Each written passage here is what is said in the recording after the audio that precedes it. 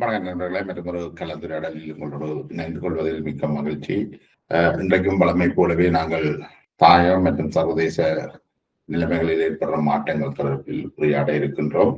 கடந்த கடந்த கலந்துரையாடல்களில் கலைக்கப்பட்ட இந்த காற்றாலை விஷயமும் மனித உரிமைகள் விஷயமும் தொடர்ந்து தரப்பில மிக முக்கியமான விடயங்களாக இருக்கின்றது. அதில் சில மாற்றங்களும் சில தெளிவுகளையும் பார்த்திருக்கிறோம். காற்றாலை விஷயத்துல நாங்கள் ஏற்கனவே குறிப்பிட்டது போன்று அந்த காற்றாலையால் பெருமளவில் பாதிப்பு ஏற்படாது என்ற வகையில அந்த திட்டம் முற்றுமுழுதாக அமல்படுத்தப்படுவதற்கான நடவடிக்கைகள் மேற்கொள்ளப்பட்டிருக்குது.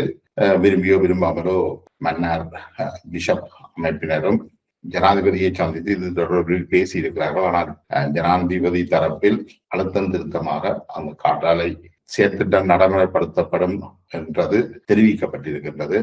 அதற்கு பின்னரும் இவர்கள் ஜனாதிபதியை சந்தித்த பிஷப் அவர்கள் தான் எவ்விதமான எழுத்து மூலமான விஷயங்களை மேற்கொள்ளவில்லை, ஒரு வாய் மூலமான உரையாடலாகவே இது மட்டுமே இருந்தது. இந்த ஒப்பந்தங்களும் நடக்கலை என்று வெளியில் வந்து சொல்லியிருந்தார். ஆனால் இவர் பிஷப் அவர்கள் சென்று ஜனாதிபதியை சந்தித்தது தொடர்பில் தனக்கு எதுவும் தெரியாது என்று பாராளுமன்ற உறுப்பினர் செல்வம் அடைக்கலநாதன் ஒரு பதிவை வெளியிட்டிருக்கின்றார். போராடுகின்ற பொழுது, போராட்டத்துக்கு அழைக்கின்ற பொழுது அனைவரும் சேர்ந்து உரையாடி போராட்டம் வேண்டும், தமிழ் மக்களுக்கு எதிரான ஒரு இனஅழிப்பு என்ற வகையில இந்த காற்றாலை திட்டத்தை எதிர்த்தவர்கள் தற்போது சத்தம் இல்லாமல் அதனை கைவிட்டு நகர்வதற்கான முயற்சிகளை எடுத்திருக்கிறார்கள்.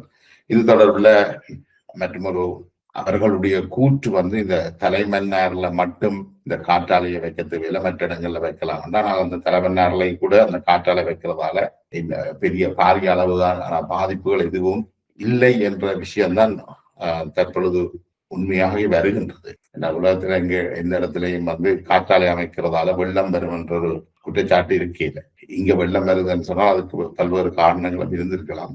அது சம்பந்தமாக பார்க்கப்பட வேண்டும். அப்ப இந்த அரசியல் மத தலைவர்களுடைய இந்த பிற்போக்கான அல்லது தெளிவற்ற பார்வைகள், விமர்சனங்கள் வந்து உண்மையிலேயே மக்களை அலக்களிக்கிற விதமாகவும் நம்பிக்கை இனத்தை ஏற்படுத்தும் விதமாகத்தான் இருக்குது.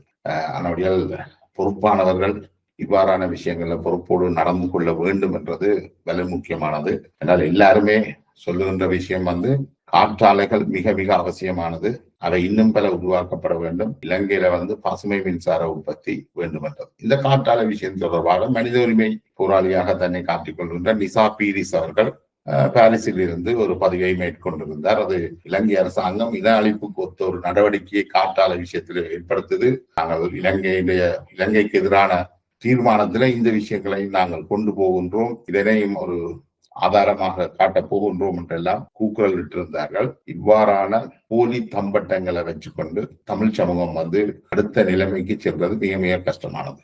ஏனென்றால் இந்த காற்றாலை அது மன்னார்ல தலைமன்னார்ல மக்கள் குடியிருப்பு பிரதேசத்துல இருந்தாங்க, அதுக்கு வெளியில இருந்தாங்க, அது பாரிய அளவுல எந்த தாக்கத்தையும் ஏற்படுத்தவில்லை என்றதுதான் காரணம். அண்மை காலமாக மன்னார் பகுதிகளில் ஏற்பட்ட வெள்ளப்பெருக்குக்கு பல்வேறு காரணங்கள் இருக்கலாம். அது சம்பந்தமாக ஆய்வு செய்யப்பட்டு அதை தீர்க்கப்படணும். இப்ப யாழ் மாவட்டத்துல கூட அடிக்கடி வெள்ளம் வந்து நகரில் வெள்ளம் வந்து பல்வேறு பாதிப்புகளையும் ஏற்படுத்துது. ஏன் இந்த வெள்ளம் யாழ் மாவட்டத்துக்குள்ள வருது என்றால் நீரோடைகளை மறைத்து வீடுகள் கட்டிடங்கள் எல்லாம் கட்டப்பட்டிருக்கின்றது. அப்படி அந்த இயற்கையான நீர் வழிந்து போகக்கூடிய பாதைகளை உடைக்கணும் என்றால் அங்க கட்டப்பட்ட கட்டிடங்கள் பலவற்றையும் கிடைக்க வேண்டி வரும். அதுக்கான மாற்று ஏற்பாடுகளை செய்யும். அதே போல மன்னார்லையும் இவ்வாறான சம்பவங்கள் இருந்திருக்கலாம். இது சம்பந்தமாக பார்க்கலாம். அதற்கும் காற்றாலைக்கும் எவ்வித சம்பந்தமும் இல்லை என்பதுதான் ஆய்வுகள் என்ற முடிவாக இருக்கின்றது. அந்த பறவைகளுக்கும் எந்த பாதிப்பும் இல்லை. அப்படியே நாங்கள் அதோட நிறுத்தி கொண்டு என்றால் ஆயர் அமைப்பும் வந்து கிட்டத்தட்ட இந்த தங்களுடைய போராட்டங்களை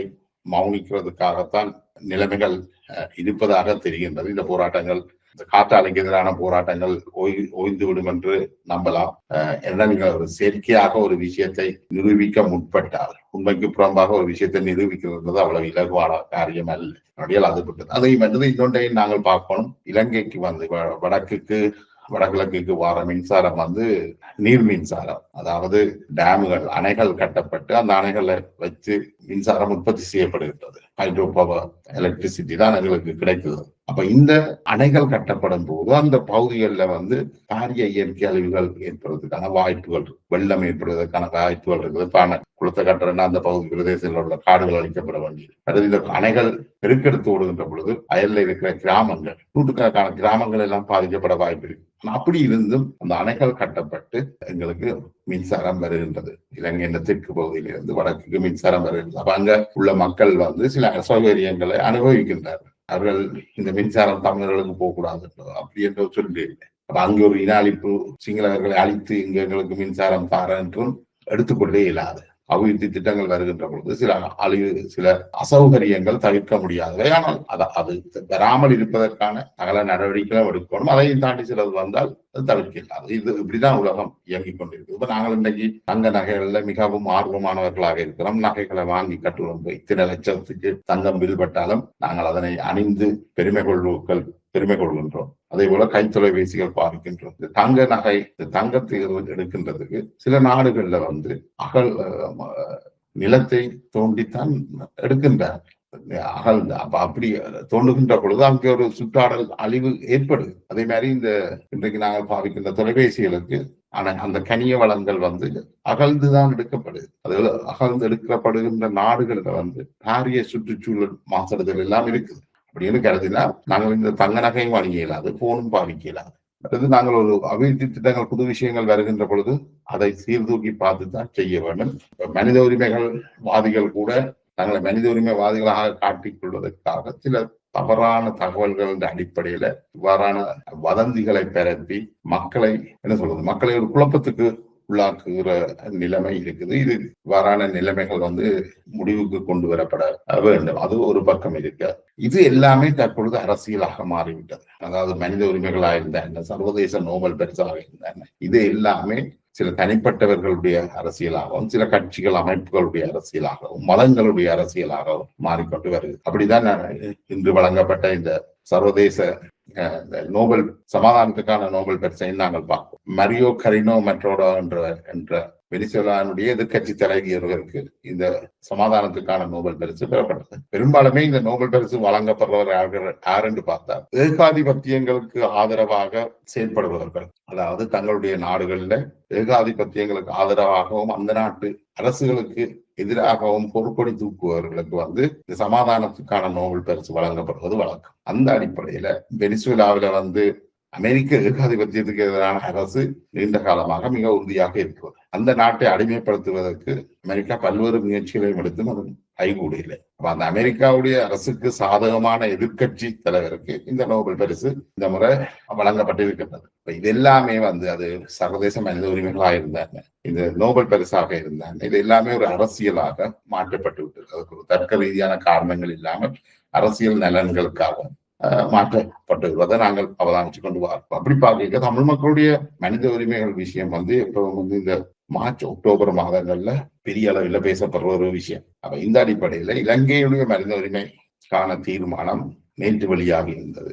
அந்த தீர்மானத்தை நேற்றுல சில தினங்களுக்கு முன்னர் வெளியாகி இருந்தது. அது ஏற்கனவே இந்த தீர்மானம் என்ன தீர்மானம் கொண்டு வரதுன்றது ஏற்கனவே தீர்மானிக்கப்பட்டிருந்தது. நேற்று சில தினங்களுக்கு முன்னால் அது வெளியிடப்பட்டது. இந்த தீர்மானம் இந்த தீர்மானம் ஏற்கனவே முடிவெடுக்கப்பட்ட பிறகுதான் இந்த தமிழ் அமைப்புகள் எல்லாம் சேர்ந்து கையெழுத்திட்டு ஒரு அறிக்கையை கொடுத்தார்கள். அந்த அறிக்கையை எழுதுகின்ற பொழுது இது காலம் தாழ்த்தியாச்சு, ஏற்கனவே அங்க ஐநாவில தீர்மானங்கள் எடுக்கப்பட்டு விட்டது, இந்த அறிக்கை எந்தவித பயனையும் ஏற்படுத்தாது என்று பாராளுமன்ற உறுப்பினர் சுமந்திரன் சுட்டிக்காட்டியும் இருந்தார். அதை அவர் என்னுடனான நேர்காணலிலும் குறிப்பிட்டிருந்தார். ஆனால் அதை இல்லை, நாங்கள் கொடுக்க வேண்டும் என்ற அடிப்படையில, நாங்கள் ஏதோ சாதிப்போம் என்ற அடிப்படையில கஜேந்திரகுமார் அதை சுமந்திரனுக்கு எதிராக பயன்படுத்தி ஒரு அறிக்கையை தயாரிச்சார். அந்த அறிக்கையை சுமந்திரன் மீள் திருத்தம் செய்திருந்தவர்.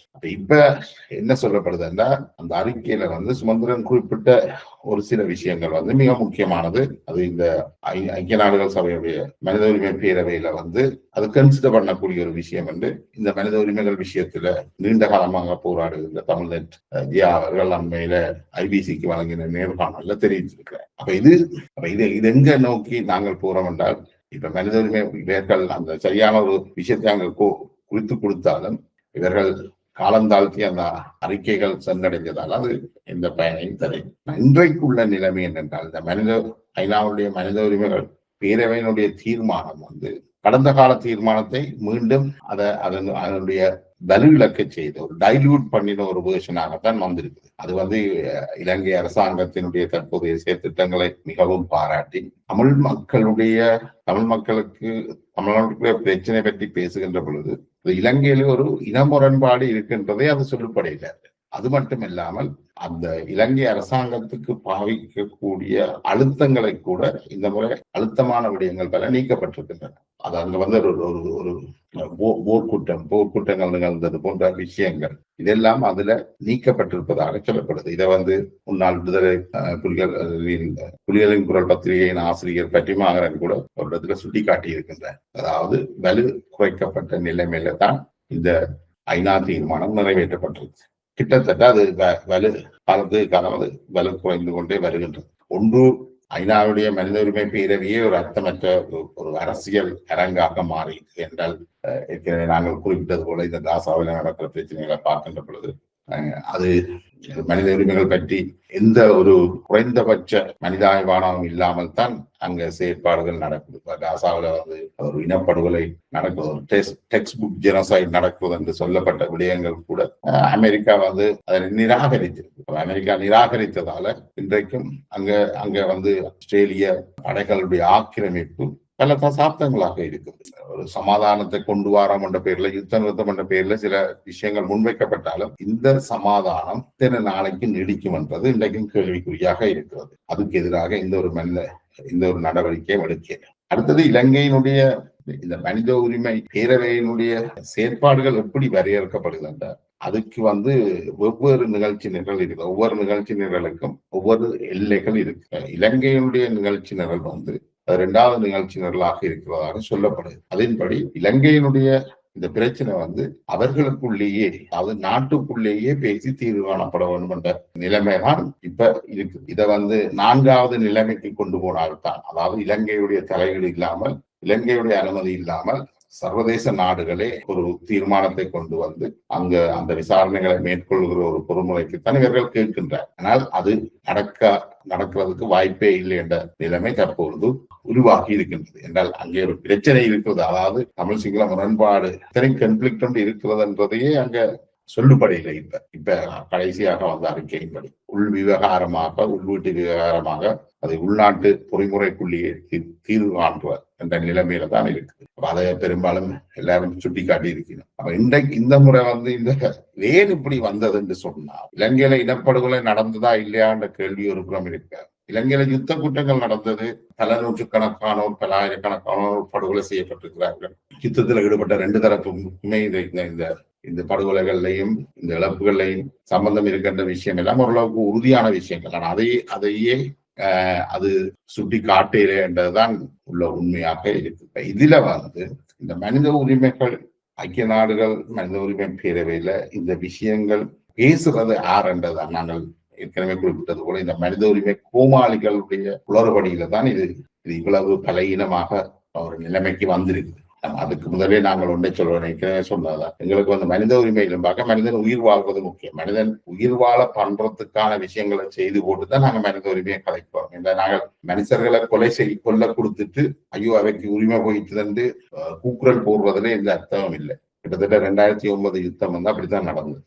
நாங்கள் மனிதர்களை கொல்ல கொடுத்துட்டு இப்போ அந்த ஐயோ மனித உரிமையோட கூக்குரல் போடுறோம். இது ஒரு அர்த்தம் இல்லாத ஒரு விஷயமா தான் இருக்கு. அதுக்கு பிறகு இந்த மனித உரிமை கோமாளிகள் போன ஆட்களையும் அது இந்த பின்னணியையும் பார்த்திருந்தா அது முழுக்க தனிநபர் முரண்பாடுகள்ல தான் போய் நிற்கிது. நாங்கள் எப்படி இந்த ஆலயங்கள்ல வந்து இவர்கள் பதவிகளுக்காகவும் இதை வாங்குறதுக்காகவும் அந்த வாங்குறதுக்காகவும் சண்டை பிடிப்பார்களோ, அந்த கைலாகுவா முதல் மரியாதையை பெறுவதற்காக சண்டை பிடிப்பார்களோ, அதே நிலைமை தான் இந்த மனித உரிமைகள் பேரவையில் நடக்குது தமிழ் மக்களை பொறுத்த வரைக்கும். இதுவரைக்கும் வந்து தமிழ் தரப்புல விடுதலை புலிகள் சார்ந்த ஒரு குழுவினர் வந்து இந்த மனித உரிமைகளை முன்னெடுத்திருக்கிறார். இப்ப அந்த குழுவினர்களுக்குள்ள முரண்பாடுகளும் மோதல்களும் வந்திருக்கு. அதுல பொஸ்கோ என்பவர் அந்த மனித உரிமை பேரவையில நடக்கிற கூட்டங்களுக்கு வந்து கலந்து கொள்ளணும். அது சாதாரணமாக போய் ஒரு கூட்டத்துல போற மாதிரி கலந்து கொள்ளாது.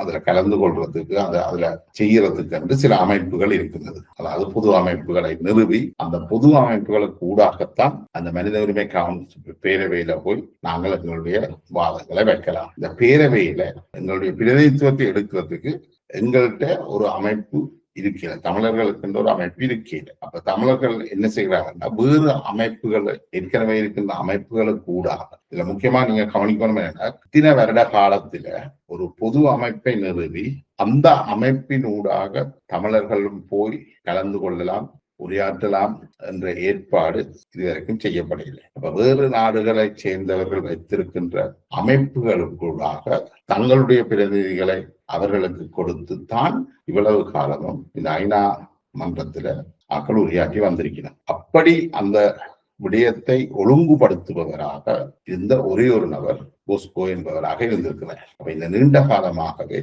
இந்த பொஸ்கோ என்பவர் தான் வெவ்வேறு நாடுகளிலும் இருக்கிற அல்லது வெவ்வேறு சமூகங்களிலும் இருக்கிற அமைப்புகளோட தொடர்பு உள்ள, அதாவது ஐநாவில போய் உரையாற்றுவதற்கான அனுமதியை பெறக்கூடிய அமைப்புகளோட தொடர்பு கொண்டு தமிழர்கள் சிலரை அனுப்பி பேசுறதுக்கு ஏற்பாடு செய்திருந்தார். அவர் அப்படி செய்கின்ற பொழுது அவருக்கும் விடுதலைப்புலிகளுடைய மனித உரிமை அமைப்பாக இருந்த இவர் கிருபாகரன் என்பவருடைய நிறுவனத்துக்கு இடையில முரண்பாடுகள் வருது. அந்த முரண்பாட்டுல இவர் மீதான குற்றச்சாட்டுகள் வைக்கப்படுது. இவர் ஆள்கடத்தல் செய்கிறார், பொஸ்கோ என்பவர் ஆள்கடத்தல் செய்கிறார், அவர் கூட்டி வந்தவர்கள் மீண்டும் நாட்டுக்கு போகையில அதன் மூலமாக அவர் பணம் சம்பாதிக்கின்றார் என்ற குற்றச்சாட்டுகள் வைக்கப்பட்டு பொஸ்கோ கடந்த ஜனவரி மாதம் கைது செய்யப்படுகிறார். அப்ப பொஸ்கோ கைது செய்யப்பட்டிருக்கிற காலத்துல கூட அவரால வளர்த்து விடப்பட்டவர்கள் என்று சொல்லப்படுகிற நிஷா பீரிஸ், கார்த்திகாயினி போன்றவர்கள் இந்த விஷயங்களை மேற்கொள்கிறார்கள். ஏன்னா பொஸ்கோ நீண்ட காலமாக பரிசில் வாழ்பவர், இருந்தாலும் அவர் இந்த விடயங்கள்ல கூடுதலான அனுபவங்களை பெற்று ஐநா பேரவையில வந்து ஐநாவோட மனித உரிமை பேரவையில சென்று ஆக்களை கொண்டு சென்று பேசுவதற்கு உரிமை எடுத்துக் கொடுக்கின்ற ஒரு முகவராக மாறிட்டார். அவர் நீண்ட காலமாக அதை செய்த அந்த அனுபவமும் அவர்கிட்ட இருக்கு. அவர் தடுத்து வைக்கப்பட்டிருந்த பொழுது கூட நிஷா பீரிஸ், கார்த்திகாயினி போன்றவர்கள் அந்த ஏற்பாடுகளை செய்து இலங்கையில இருந்து சிலரை இந்த மனித உரிமை தொடர்பாக பேச வைத்து அதுக்கான அவர்கள் ஐநா மனித உரிமை மன்றுக்கு செல்வதற்கான அனுமதியையும் பெற்றுக் கொடுத்து வந்திருக்கிறார்கள். அவை அவர்களுக்கு ஊடாக மட்டும்தான் இது இவ்வளவு காலம் நடந்திருக்கு. இப்ப பொஸ்கோ மீது விற்கப்படுற குற்றச்சாட்டு என்னன்னா, பொஸ்கோ வந்து வெளிப்படையாக இலங்கையில இனப்படுகொலை நடந்ததையோ அல்லது இலங்கை அரசாங்கத்தினுடைய செயற்பாடுகளை வன்மையாக கண்டனம் செய்கின்ற வகையில அந்த உரைகளை எழுதுவதை தவிர்க்கிறார். இப்ப அந்த குற்றச்சாட்டு வைக்கப்படுது. அவர் ஒரு சாஃப்ட் அப்ரோச் எடுக்கிறார், அதாவது இலங்கை விஷயத்துல சாஃப்ட் அப்ரோச் எடுக்கிறார் என்று சொல்லப்படுது. இது எந்த அளவுக்கு உண்மை என்று எனக்கு தெரியல. ஏனென்றா சுமந்திரன் மீதும் ஒரு குற்றச்சாட்டு வைக்கப்பட்டது. சுமந்திரன் மீது எப்படி குற்றச்சாட்டு வைக்கப்படுதுன்னா, அந்த சுமந்திரனோட நேர்காணலை நான் அதை சுமந்திரனோட காய்ச்சிருக்கேன்.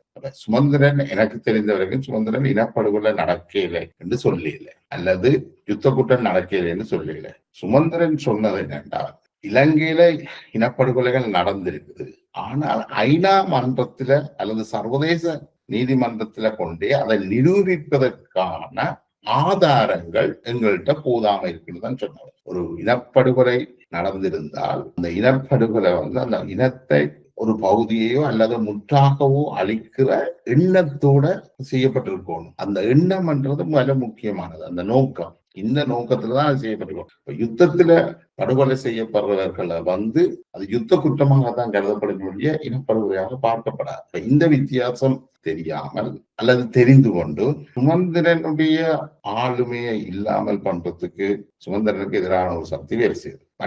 அடுத்தது சுமந்திரன் சொன்னதுல பலருக்கு எரிச்சல் ஊட்டிய விஷயமாக இருக்கிறது வந்து இந்த யுத்த குற்றங்கள், யுத்தத்துல ஈடுபட்ட ரெண்டு தரப்புக்கும் இருக்கின்றன. அப்ப ரெண்டு தரப்புமே இந்த யுத்த குற்றங்கள்ல ஈடுபட்டு, அதாவது முஸ்லீம் மக்களை வடக்குல இருந்து விரட்டியது வந்து தவறு என்று அவர் சொன்னது. இந்த ரெண்டு விஷயத்தையும் வச்சுக்கொண்டு விடுதலை புலிகளுக்கு ஆதரவான சக்திகள் வந்து சுமந்திரனுக்கு எதிரான போர்க்கொடியை தூக்கினார்கள். அவர் மிக கேவலமாக ஊடகங்கள்ல எல்லாம் தாக்கப்பட்டார், சமூக வலைத்தளங்களையும் தாக்கப்பட்டார். அந்த அதற்கு எதிரான ஒரு அலையை வந்து ஸ்ரீதரன், கஜேந்திரகுமார், IBC பாஸ்கரன் போன்றவர்கள் திட்டமிட்டு மேற்கொள்கின்றார்கள். இவர்கள் எல்லாருக்குமே ஒரு அரசியல் ஆதாயம் ஒன்று இருக்குது. சுமந்திரன் தொடர்ச்சியாக அரசியல்ல இருக்கிறதால, மற்றது ஒரு ஒரு சிறந்த சட்டத்தரணியாகவும் இருக்கிறதால இவர்களுக்கு ஒரு பெரிய சங்கடம் இருக்கு. ஒரு ஆளுமை, சுமந்திரன் மிக முக்கியமான ஆளுமையா, இது ஒரு சுமந்திரனுக்கு ஆதரவான பதிவு அல்ல.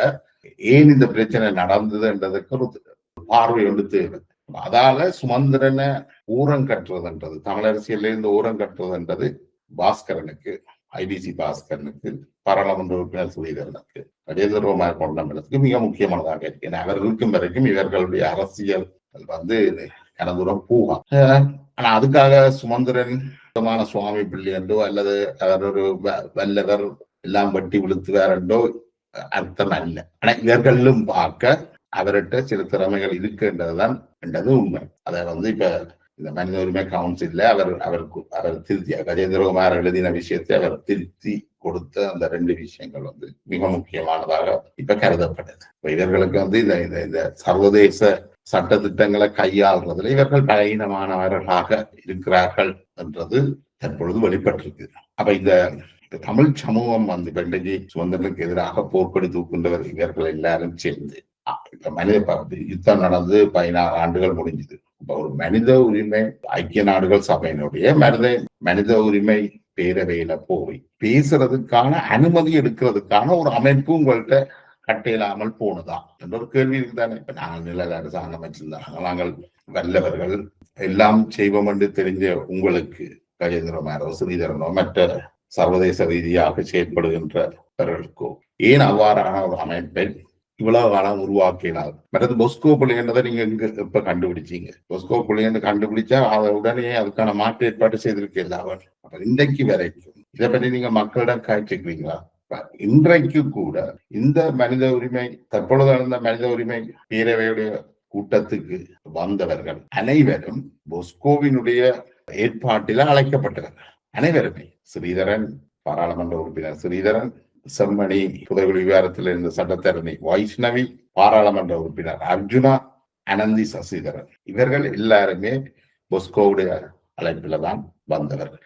இப்ப அந்த மனித உரிமைகள் இந்த இதுக்கு எதிராக போனோன்னு இவர்கள் அதை சமாளிப்பதற்கான முயற்சியில இறங்கியிருக்கிறார். இப்ப இந்த வந்ததுலையும் இதுல இவர்களுக்கிடையான தனிப்பட்ட உறவுகள்ல ஒரு மிக முக்கியமாக பேசப்படுது. இப்ப நிசா பீரிஸ் பொஸ்கோவுக்கு நெருக்கமான, கார்த்திகாயினி பொஸ்கோவுக்கு நெருக்கமானவர்கள், அவர்களுடைய அந்த தனிப்பட்ட உறவை வச்சுதான் இதெல்லாம் நடக்குது என்ற கருத்துக்கள் பரப்பப்படுது.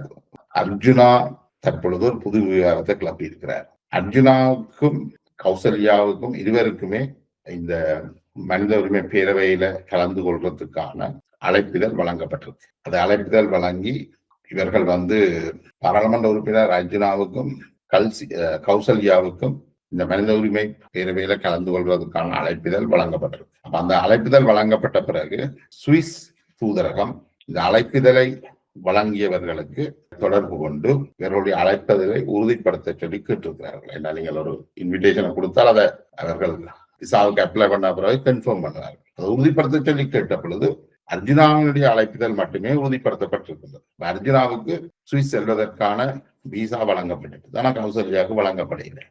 இதுல கோபமடைந்த அர்ஜுனா சுவிஸ் தூதரகத்துக்கு தொடர்பு கொண்டு கௌசல்யாவுக்கு ஏன் வழங்கவில்லை என்ற கேள்வி எழுப்பியிருக்கிறார்.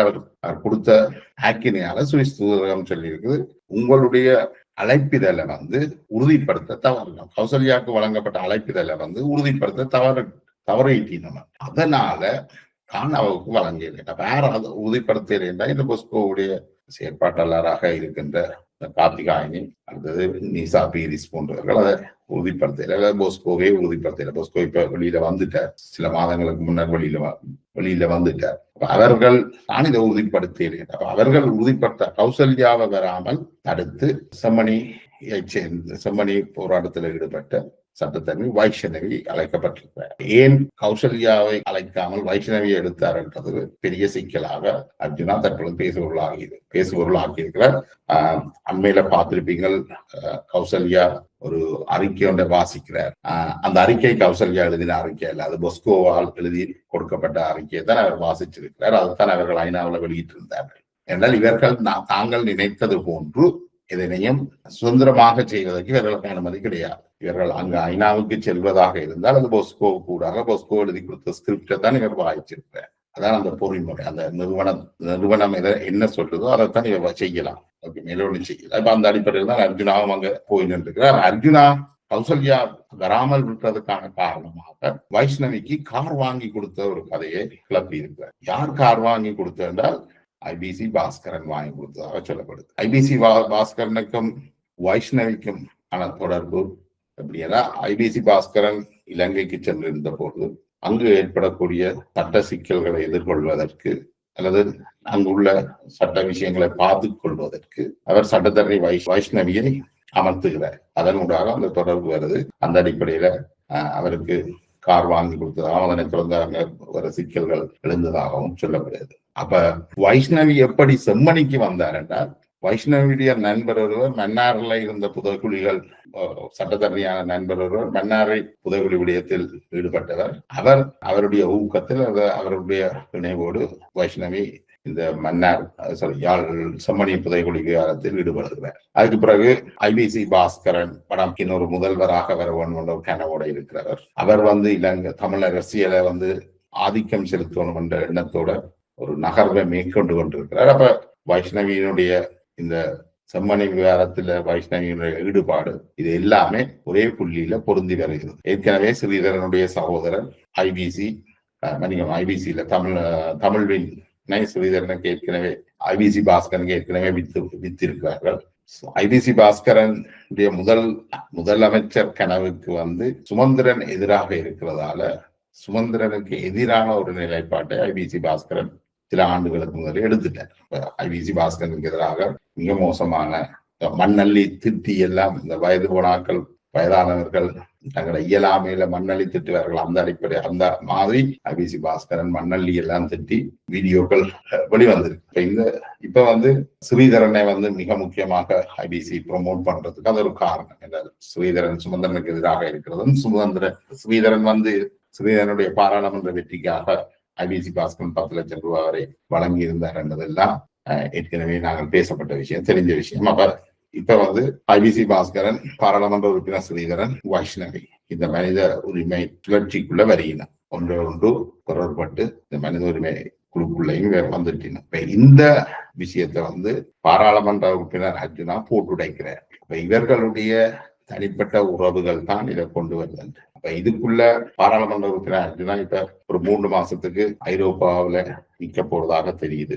அவர் அங்கு சில சந்திப்புகளையும் மேற்கொண்டதாக எனக்கு தகவல் கிடைக்குது. தன்னுடைய தந்தையாருடைய மரணம் தொடர்பில் அதை வச்சுக்கொண்டு அவர் ஒரு வழக்கை தொடர்பில் பேசுவதாகவும் சொல்லப்படுது. அதை இவ்வளவு தூரம் சாத்தியம் உண்மை என்றது தெரியவில்லை. ஏனென்றால் இனப்படுகொலை விவகாரத்துல, இந்த யுத்த குற்றங்கள் விவகாரத்துல மிக முக்கியமான சாட்சியாக அமையக்கூடியது அனந்தி சசிதரனுடைய கணவர் எழிலனுடைய படுகொலை. எழிலன் உயிரோடு இருக்கும் பொழுது அவர் இராணுவத்திடம் ஒப்படைக்கப்பட்டது. காந்தி ஒப்படைத்திருக்கிறார். அதுக்கப்புறம் படுகொலை செய்த வீடியோக்களும் வெளியில வந்தது. இது சம்பந்தமாக அனந்தி தொடர்ச்சியாக குரல் கொடுத்து சட்ட நடவடிக்கையும் எடுத்து வருகிறார். இப்ப அனந்தி என்ன சொல்லுகிறார் என்றால், தன்னை அழைக்கிறதுக்கு வேறு ஒருதலும் இல்லாதபடியால் தான் பொஸ்கோவினுடைய அந்த ஏற்பாட்டில தான் இம்முறை ஐநா மனித உரிமை பேரவைக்கு வந்ததாகவும், தான் எழுதி கொடுத்த அறிக்கைகளை அவர்கள் முற்றாக மாற்றிவிட்டு அதனைத்தான் தன்னை பேச சொல்ல கேட்டதாகவும் சொல்கிறார். இப்ப தான் கேட்டதாகவும், அதாவது இந்த அறிக்கை இது நான் எழுதி கொடுத்ததல்ல, இதை மாத்துங்கோன்னு கேட்டதாகவும், அவர்கள் அதை மாற்றுவதற்கு மறுத்ததாகவும் தன்னுடைய கண்டனத்தை அவர் வெளியிட்டிருக்கிறார். என்ன ப்ரோசஸ் என்றால், நாங்கள் ஏற்கனவே சொன்ன மாதிரி அங்கே ஒரு அமைப்பு உண்டு. இந்த ஐநா மனித உரிமைகள் பேரவையில போய் ஒருவர் உரையாற்றுவதற்கோ அங்கு செல்வதற்கோ ஒரு அமைப்பு ஊடாகத்தான் செல்லணும். அந்த அமைப்பு வெவ்வேறு நாடுகள்கிட்ட சேர்ந்தவர்கள் அந்த அமைப்புகளை வச்சிருக்கிறார்கள். தமிழர்கள்ட்ட அந்த அவ்வாறான ஒரு அமைப்பு இல்லை. இந்த அமைப்பை வச்சிருப்பவர்களோட பொஸ்கோக்கு ஒரு தொடர்பு இருக்குது. இப்ப பொஸ்கோ அந்த அமைப்புகளுக்கு கூடாக இவர்களை ஐநா மன்றத்துக்கு அழைத்து சென்று பேச வைக்கிறார். அப்படி ஐநா மன்றத்துக்கு சென்று பேச வைக்கின்ற பொழுது நீங்கள் ஒரு துண்டு பேப்பரை கொண்டு போய் வாசிக்க இயலாது. அது அப்படி அல்ல, அந்த முறை அப்படி அல்ல. அவர்கள் அந்த உரியை முன்கூட்டியே அவர்களுக்கு கொடுக்க வேண்டும், ஐநாவுக்கு கொடுக்க வேண்டும். எந்த அமைப்பினோடாக போகின்றார்களோ அந்த அமைப்புக்கு கொடுக்க வேண்டும். அந்த அமைப்பு அதனை தங்களுடைய நெட்வொர்க்குக்காக ஐநாக்கு அனுப்பி அதை அப்லோட் பண்ணிக்கணும். அப்லோட் பண்ண அப்ப அந்த அறிக்கை அந்த அந்த ஸ்கிரிப்டை வந்து கையாளுற முழு உரிமையும் அந்த அமைப்புக்கு தான் இருக்கு. இந்த நபர்களுக்கு அதை எழுதி கொடுத்தவருக்கு இல்லை. அப்ப அந்த இவர்கள் இணைந்து எழுதி கொடுத்த அந்த அறிக்கையையோ அந்த பேச்சை போஸ்கோ மாற்றி திருத்தம் செய்துட்டு அனந்தியை வாசிக்க சொல்றேன். ஆனால் அனந்தியுடைய நிலைப்பாடுன்னா அந்த மாற்றி கொடுத்ததை தான் வாசித்தால் அது தன்னுடைய கொள்கைகளுக்கு முற்றாக முரணானதாக இருக்கும். அதனால் தான் அதை 3 இடத்துல 4 இடத்துல அவருக்கு பேச கிடைச்சது. ஆனால் அவர் 3 இடத்துல பேசல, ஒரு இடத்துல தான் பேசி இருக்கிறார். அப்ப இதுதான் ஐநாவில இப்ப நடந்து கொண்டிருக்கிற விஷயம். இது வந்து ஒரு தனிப்பட்ட நபர்களுக்கு இடையிலான ஒரு முரண்பாடாக மாறிவிட்டது. இப்ப இதை பிறகு பார்த்தா பாஸ்கரன் வந்து இப்ப திருப்பியும் ஒரு ஊடக பயிற்சி பட்டறை ஒன்று செய்வதாக ஒரு அறிக்கை ஒன்று அண்மையில வெளியிடப்பட்டிருக்கு. ஐபிசி பாஸ்கரன், யாழ் பல்கலைக்கழகத்தினுடைய பேராசிரியர் ரகுராம், அடுத்தது தீபச்சந்திரன். இதுல வந்து ஐபிசி பாஸ்கரன் ஏற்கனவே பல்வேறு சிக்கலை சந்தித்தவர். பிரித்தானியாவிலே அவருடைய கலையகம் ஐபிசி கலையகம் இருந்த பொழுது அவரை பற்றி சில பெண்கள் முறைப்பாடு செய்திருக்கிறார்கள். தங்களுடைய மேல இருந்த அதிகாரிகிட்ட அவர்கள் அந்த முறைப்பாட்டை வழங்கி இருக்கிறார்கள். இது ஐபிசியில வேலை செய்த அனைவருக்கும் தெரியும். அதே போல ஐபிசியில இலங்கையில சுபாஸ்கரனுடைய அமைப்புகள் நிறுவனங்கள்ல பணியாற்றிய ஒரு பெண்ணுக்கும் இவர் ஒரு டெக்ஸ்ட் மெசேஜ் அனுப்பியிருந்தவர். கேன் வி டூ சம்திங் இந்த நைட்டோ ஏதோன்னு சொல்லி. அப்படி இவர் அந்த பெண் இந்த குற்றச்சாட்டை எங்கள்கிட்ட தெரிவிச்சிருந்தார். அந்த டெக்ஸ்ட் மெசேஜையும் எங்களுக்கு அனுப்பியிருந்தார். அப்படி இந்த இவ்வாறான சில விஷயங்கள், பல விஷயங்களை கேள்விப்படுறோம். எதுவுமே உறுதிப்படுத்தப்படவில்லை. ஆனால் இவ்வாறான விஷயங்கள் நடந்திருக்குது. ரகுராம் அவர்கள் மீது ஏற்கனவே ஒரு ஆடியோ பதிவு கூட இருக்குது. அவர் பெண்களுடன் மோசமாக நடந்து கொண்டது, அதாவது தன்னை உணரபிளான மாணவிகளை பயன்படுத்த முயற்சித்த விஷயம் வந்து ஏற்கனவே இருக்குது. இதுகளை வச்சுக்கொண்டு இது எல்லாத்தையும் நாங்கள் வந்து வச்சுக்கொண்டு இவர்கள் ஊடகத்தை வளர்க்கிறார்கள் அல்லது இவர்கள்ட்ட இருந்த ஊடகவியலாளர்கள் எவ்வாறு உருவாக்கப்படுவார்கள் என்றது ஒரு பெரிய கேள்விக்குறியாகத்தான் இருக்கு. இதுக்குள்ள சயனைட் எழுதிய தீபச்செல்வன் ஏன் சொல்கிறாருன்னு எனக்கு தெரியல. இது ஒரு பாய்ஸ் கிளப்பா இவர்கள் மாத்துறது வந்து அவ்வளவு ஆரோக்கியமானதாகவும் தெரியல. இவர்கள்ட்ட போய் கற்றுக்கொள்றதுக்கு, அதுவும் குறிப்பாக பாஸ்கரனுக்கும் ஊடகத்துக்கும் எந்த சம்பந்தமும் இல்லை. பாஸ்கரன் ஒரு முற்றுமுழுதான வியாபாரியாகத்தான் செயற்படுகிறார் என்றால் அவருடைய நடவடிக்கைகளை பார்த்த அண்மையில அந்த மரவள்ளி பொறியியல் பேக்கெட்டை வந்து சில பிள்ளைகளுக்கு பயிற்சறிந்த தொடர்பில அந்த ஏழை தந்தையை வந்து இவர் போட்டு தாக்கிய விதம், அந்த தந்தை மீது இவர் வைத்த விமர்சனங்கள் படுமோசமானது. அவர் ஒரு வியாபாரியாக அவர் செய்கிற விஷயங்கள்ல நாங்கள் தலையிடலாம். ரீச்சாவுக்குள்ள அவர் செய்கிற விஷயங்கள்ல நாங்க தலையிடலாது. அவருடைய வியாபார சுதந்திரம். ஆனா அவர் என்ன சொல்லலாம், அவர் ஒரு பொது அரசியல்வாதியாக அரசியலை தீர்மானிக்கிறவராக வர விரும்புவது. தமிழ் மக்களுடைய ஒரு பெரிய பலமான ஊடகமாக ஐபிசி வர வேண்டும் என்று சொல்வதெல்லாம் ஒரு மிக ஆபத்தான விஷயங்கள். என்னென்றால் இவர் ஒரு தன்னுடைய அரசியல் நலன்களுக்காக, பொருளாதார நலன்களுக்காக இந்த முயற்சியை முன்னெடுப்பதாகத்தான் இருக்கின்றார். இப்ப நாங்கள் பார்க்கிறோம் இந்த மனித உரிமைகள் விஷயத்திலேயே அர்ஜுனா ஒன்றும் பெரிய மனித உரிமைவாதி இல்லை. அவரும் LGBTQ எதிராக கருத்து சொல்லுகிற ஒருவர். உண்மையிலேயே இதெல்லாம் தெரிந்தால் இவர்கள் ஐநாவுக்குள்ள போகவே இயலாது, போக அனுமதிக்க மாட்டார்கள். இவர்களுடைய கூத்துக்கள் ஆங்கிலத்துல மனித உரிமைவாதிகளுக்கு தெரிய வந்தால் இவர்களை அந்த இடங்களுக்கு கிட்டவே எடுக்க மாட்டேனும். அதே மாதிரி வைஷ்ணவி வந்து ஹிட்லரை போற்றுகிற ஒரு பெண்ணாகத்தான் இருக்கிறார். நிசா பீரிஸ் என்ன கேட்கிறாருன்னு நிசா பீரிஸுக்கே தெரியுமோ தெரியாது. காட்டலியால இனப்படுகொலை நடக்குதுன்னு சும்மா வதந்திகளை சொல்றவர்களாகத்தான் இவர்கள் இருக்கிறார்களே ஒழிய இவர்கள் ஒரு உண்மையான மனித உரிமைவாதிகளாக இல்லை. அதனாலதான் தமிழ் மக்களுடைய கோரிக்கைகள் பலகீனப்படுகின்றதுதான் உண்மை. பாஸ்கரனுடைய இந்த ஊடக பயிற்சி வகுப்புகள், இந்த பாஸ்கரன் இந்த மனித உரிமைகளுக்குள்ள தலையீடுகள் செய்கின்றது, இது எல்லாமே வந்து ஒரு என்ன சொல்றது மிக சிக்கலாக ஆக்குது. மக்கள் அல்ல, இந்த தனிநபர்கள் தங்களுடைய நலன் சார்ந்து எல்லா விஷயங்களையும் தலையிட்டு தமிழ் மக்களுடைய எதிர்காலத்துக்கு மண்ணள்ளி போடுகிறார்கள் என்றுதான் என்ன தோன்றுது. நான் நினைக்கிறேன் இந்த புள்ளியோட இந்த உரையாடலை விரைவில் கொண்டு வரலாம் என்று மீண்டும் அடுத்த உரையாடல சந்திப்போம். வணக்கம்.